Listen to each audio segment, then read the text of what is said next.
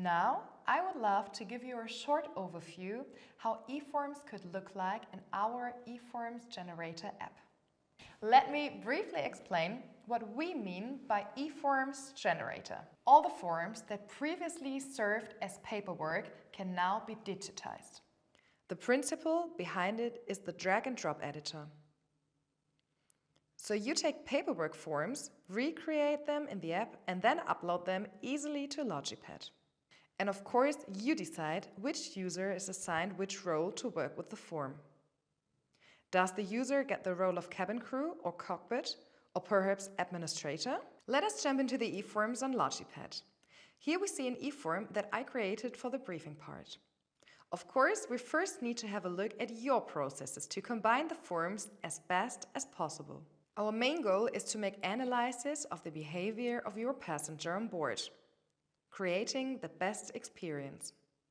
We need the names of the flight crew from the cabin roster system and the information which positions you have on which aircraft types, for example.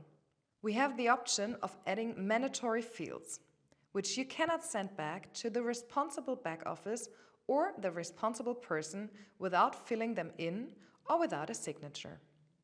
That all depends on your processes and needs. But why is all that so important? For a safe and positive execution of the data analysis to make the processes for everybody as easy as possible and as efficient as possible. So let's just jump to the business class. Imagine we could recreate all the data from the caterer, like food and drinks, into our eForms to make the service on board much more excellent and easier.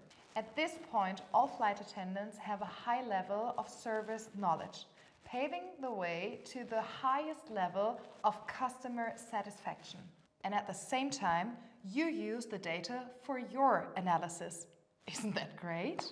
As you can see, we have limitless possibilities. With Logipad, we love to make your processes as easy and as efficient as possible.